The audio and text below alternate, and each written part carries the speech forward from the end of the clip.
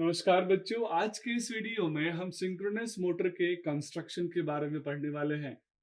बच्चों, जब हम सिंक्रोनस मशीन का चर्चा करते हैं तो हमारे पास सबसे पहला पॉइंट आता है कि क्या हम मोटर और जनरेटर के कंस्ट्रक्शन में डिफरेंस रखते हैं।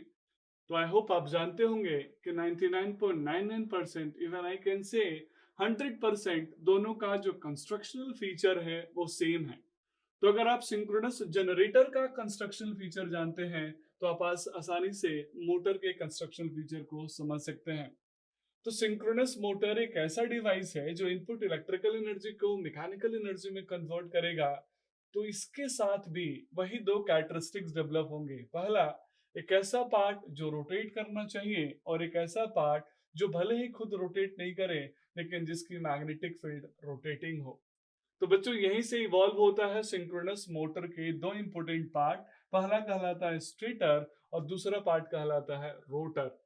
तो स्टेटर एक स्टेशनरी पार्ट है जिसका बड़ा सिंपल सा काम है कि हमारे मेन वाइंडिंग यानी थ्री फेज, अगर मैं सिंक्रोनस मोटर की बात करूं तो थ्री फेज वाइंडिंग को वाउंड करना और थ्री फेज सप्लाई मिलने पे रोटेटिंग मैग्नेटिक फील्ड डेवलप करना। बच्चों, स्टेटर में जब हम थ्री फेज सप्लाई देते हैं तो वो रोटेटिंग मैग्नेटिक फील्ड डेवलप करता है और वो रोटेटिंग मैग्नेटिक फील्ड जिस स्पीड से रोटेट होती है उसी को बोलते हैं सिंक्रोनस स्पीड। तो जो फर्स्ट पार्ट है जिसके अंदर हम सिंक्रोनस फील्ड यानी रोटेटिंग फील्ड डेवलप कर रहे हैं, उसके अंदर दो इंपॉर्टेंट हमारे पार्ट्स होंगे। सबसे पहला कहलाएगा स्टेटर का फ्रेम, जिसमें हम स्टेटर के पोल्स को बनाएंगे। ध्यान रखिएगा, जब हम स्टेटर के फ्रेम, स्टेटर के जब हम पोल्स को बनाएंगे उस कंडीशन में हम कोशिश यही करेंगे कि एडी करंट लॉस मिनिमाइज्ड हो। इसीलिए डिजाइन करते समय हम उसके जो भी स्लॉट्स और ग्रुप्स बना सकते हैं, जो पतले पतले सीट्स काट सकते हैं, जो आप ऑलरेडी अल्टरनेटर में पढ़ चुके हैं, ट्रांसफार्मर में पढ़ चुके हैं, उन मेथोडोलॉजीज को हम यहाँ पे यूज करेंगे। और दूसरा इंपॉर्टेंट पार्ट है हमारे स्टेटर के ऊपर वाउंड होने वाली वाइंडिंग। तो जो थ्री फेज आर्मेचर वाइंडिंग होगी, जिसको मैं स्टेटर वाइंडिंग भी बोल सकता हूँ, वो हमारे स्टेटर की इंपॉर्टेंट पार्ट है जिसका एक ही काम है, जब भी हम three phase input electrical energy देंगे तो रोटेटिंग मैग्नेटिक फील्ड डेवलप करना। अब हम दूसरे की बात करते हैं जो कि उससे भी इंपॉर्टेंट रोल प्ले करता है, that is called rotor. Rotor word ही अपने आप में एक्सप्लेनेशन है कि एक ऐसा पार्ट जो कि रोटरी नेचर हो, जो रोटेट हो सकता हो, दैट इज कॉल्ड रोटर। बच्चों, रेटिंग के हिसाब से, नीट के हिसाब से सिंक्रोनस मोटर के कंस्ट्रक्शन के टाइम में हम रोटर दो प्रकार के यूज करते हैं। पहला, जिसको हम बोलते हैं permanent magnet rotor. Normally permanent magnet rotors में हम परमानेंट मैग्नेटिक पोल्स यूज करते हैं जिसके नॉर्थ और साउथ पोल्स फिक्स होंगे और उनकी वैल्यूज भी यानी मैग्नेटिक फ्लक्स की वैल्यू, इंटेंसिटी की वैल्यू भी फिक्स होगी।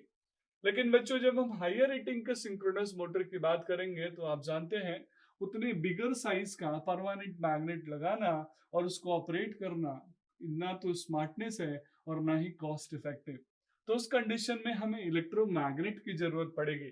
तो बच्चों, रोटर में इस कंडीशन में हम फील्ड वाइंडिंग बनाएंगे जिसका एक ही काम है, रोटर के परमानेंट मैग्नेटिक पोल्स डेवलप करना। बेनिफिट यह है इलेक्ट्रोमैग्नेट में कि जब मैं चाहूं तो उसकी एक्साइटेशन बढ़ा के घटा के, मैं चाहूं तो उसके मैग्नेटिक पोल की स्ट्रेंथ बढ़ा और घटा सकता हूं।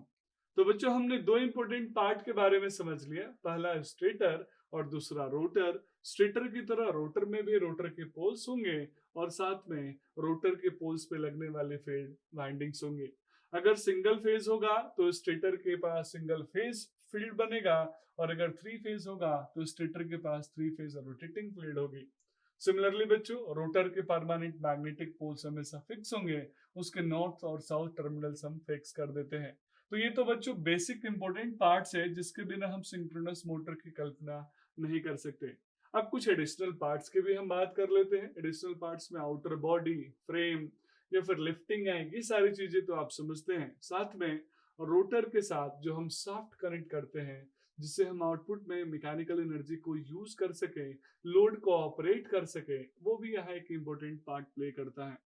तो शाफ्ट के अंदर जो ग्रुप्स होगा उसी ग्रुप्स में हम लॉक करते हैं अपने लोड को, हम अपने एडिशनल जो भी मोटर्स होंगे उसको हम लॉक करेंगे। क्या यहाँ कम्यूटेटर यूज होगा? तो नहीं बच्चों, यहाँ कम्यूटेटर की जरूरत नहीं है। डीसी मोटर में जो प्रॉब्लम्स थी जब हम ओवरकम करने के लिए एसी मोटर्स में आए थे, तो कम्यूटेटर को रिप्लेस करना हमारी प्राइम रिस्पॉन्सिबिलिटी थी, तो हमने एसी मोटर्स में उसको रिप्लेस कर दिया। लेकिन अगर आप इलेक्ट्रोमैग्नेट बना रहे हैं बच्चों, तो यहाँ आपको डीसी सप्लाई देने के लिए फिर से वही स्लिप रिंग और कार्बन ब्रशेस की जरूरत पड़ेगी। तो एडिशनल एसेसरीज में एज पर नीड हमारे रूटर के साथ स्लिप रिंग कनेक्टेड होगा, और हम कार्बन ब्रशेस के थ्रू उसको एक्सटर्नली डीसी सप्लाई आसानी से दे सकते हैं। तो ये कुछ इंपोर्टेंट पार्ट्स हैं हमारे सिंक्रोनस मोटर के, जो समहाउ सिंक्रोनस जनरेटर के जैसे ही हैं, बस जो नीड है, जो पर्पस ऑफ ऑपरेशन है, वो थोड़ा सा डिफरेंट है, और इसलिए मैंने यहाँ आपके साथ डिटेल में चर्चा किया। That's all about this video. Thank you so much.